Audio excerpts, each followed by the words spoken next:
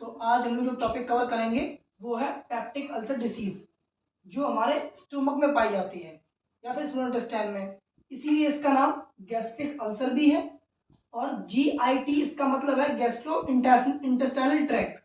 ठीक, अब पहले ये देखते हैं एक्चुअली होती कहाँ है, लोकेशन समझते हैं डायग्राम से। तो उससे पहले एक एलिमेंट्री कैनाल है, उसका छोटा सा पार्ट हम लोग यहाँ लिखेंगे। ये हमारा है ओसोफेगस, ये स्टोमक है, ये डूडेनम है। यहाँ पे HCl बनता है। इस HCl की वजह से ही स्टोमक में जो HCl सीक्रेट होता है गैस्ट्रिक ग्लैंड की वजह से, तो ये HCl का ज्यादा सिक्रेशन होने से, कम सिक्रेशन होने से पेप्टिक अल्सर का निर्माण होता है। यानी ये बीमारी पेट में यानी स्टोमक में और स्मॉल इंटेस्टाइन के बीच में पाई जाती है। ठीक है, अब आते हैं इंट्रोडक्शन पे। तो PUD मतलब peptic ulcer disease is the digestive disorder. कैसा डिसऑर्डर है? यानी डाइजेस्टिव सिस्टम का डिसऑर्डर है। जो डाइजेस्टिव सिस्टम होता है स्टोमक में, उसके अंदर ये बीमारी हो जाती है। होता क्या है, इसके अंदर एक लाइनिंग रहती है, म्यूकोसल लाइनिंग। स्टोमक में 4 लेयर होती हैं सिम सिम करके, सेरोसा, म्यूकोसा। जो ये वाली लेयर होती है इसमें क्या इरोजन यानी कटने लगती है। ठीक, म्यूकोसल लाइनिंग इरोजन होता है इसका इन द स्टोमक, स्टोमक में और स्मॉल इंटेस्टाइन में। या तो पेप्टिक अल्सर स्टोमक में होगा, इसमें छोटी आंत में होगा। Next, ulcer occur when stomach acid damage the lining of digestive tract. Stomach में क्यों होती है? जो स्टोमक में HCl सीक्रेट होता है ना, वो क्या करता है, म्यूकोसा को डैमेज करने लगता है। ठीक, जो एक स्मॉल स्टोमक की लाइनिंग है या लेयर है। ये इंट्रोडक्शन होगा। नॉर्मली POD एक डाइजेस्टिव डिसऑर्डर है जिसमें स्टोमक के अंदर जो HCl बनता है उसकी वजह से इसमें घाव होने लगते हैं, जिसे पेप्टिक अल्सर डिसीज कहते हैं। टाइप्स, तो अकॉर्डिंग टू टाइम पीरियड के हिसाब से 2 भागों में बांटा गया है। एक्यूट जो कम समय के लिए होता है और इसका जल्दी इलाज भी पॉसिबल है। दूसरा क्रोनिक, जो लंबे समय से दर्द हो रहा है, अल्सर हो जा रहा है। एक समय से ऐसी आ गई कि पेप्टिक अल्सर इतना बढ़ गया कि उसको ट्रीट करना काफी प्रॉब्लम्स क्रिएट हो रही है। अकॉर्डिंग टू लोकेशन के हिसाब से गैस्ट्रिक अल्सर यानी स्टोमक के अंदर म्यूकोसा लाइनिंग खराब हो जाएगी तो उसे हम गैस्ट्रिक अल्सर का नाम देंगे। ड्यूडेनल अल्सर, अब ये जो पहला पार्ट है एलिमेंट स्मॉल इंटेस्टाइन का, यानी ये ओसोफेगस था, ये हमारा स्टोमक है। ठीक, ये है स्मॉल इंटेस्टाइन का पहला पार्ट ड्यूडेनम।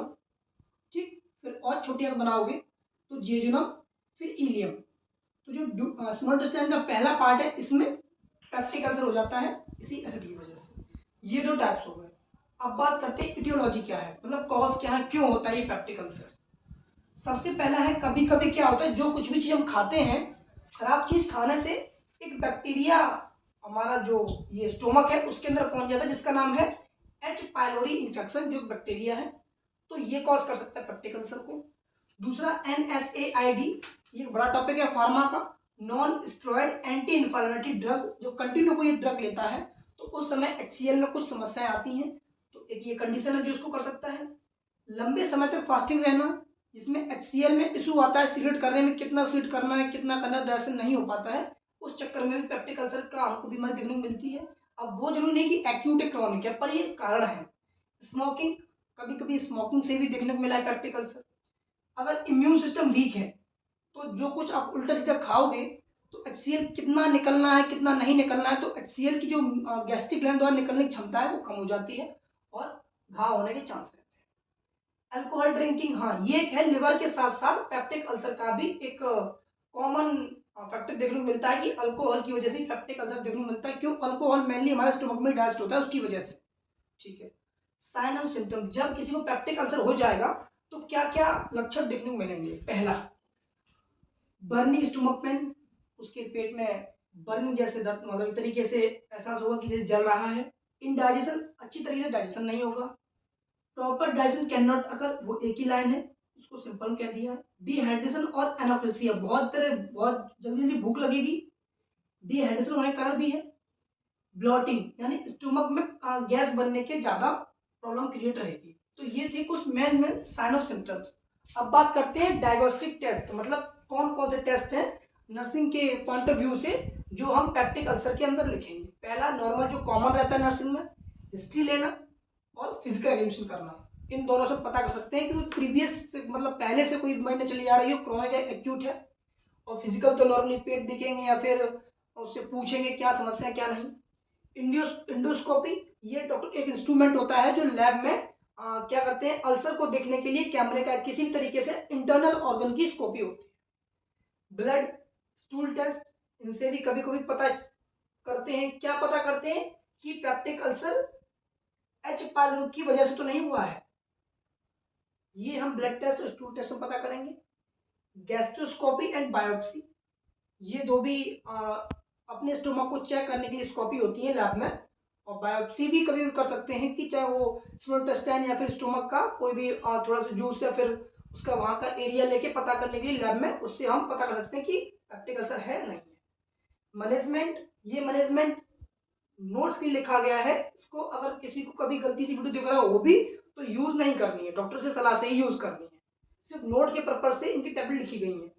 पेंटॉप या एम्प्राजोल, ये हमारे गैस को कम करने के लिए है। पेप्टिक अल्सर किसी को होता है डॉक्टर प्रोवाइड करवाता है। एंटीबायोटिक अगर एच पाइलोरी की वजह से हुआ है तो अमोक्सिलिन और टेट्रासाइक्लिन भी डॉक्टर देता है। एंटासिड, पेट में जो एसिड बनता है उसको कम करने के लिए रेडिड्रीन और MgOH का होल ट्वाइस का इस्तेमाल करते हैं डॉक्टर, जो मेडिकल जो डॉक्टर लोग प्रोवाइड करवाते हैं। अगर ब्लीडिंग हो रही है स्टोमक में तो सोमैटोस्टैटिन टैबलेट भी इस्तेमाल होती है।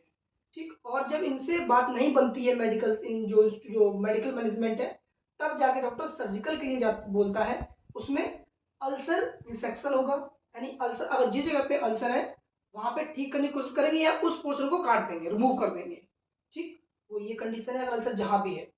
वेगस्टोमी करेंगे, एक नर्व होती है वेगस, उसको कट कर देंगे, जो एसिड सीक्रेट करती है तो उतना एसिड नहीं निकलेगा जिसकी वजह से उसको पेन ना हो या दर्द ना हो। तो ये कुछ मैनेजमेंट सर्जिकल और डायग्नोस्टिक टेस्ट थे हमारे पेप्टिक अल्सर और डिसीज के। तो एक नोट्स के लिए, एक पॉइंट ऑफ व्यू के लिए, मतलब पेपर के लिए इतना सफिशियंट है।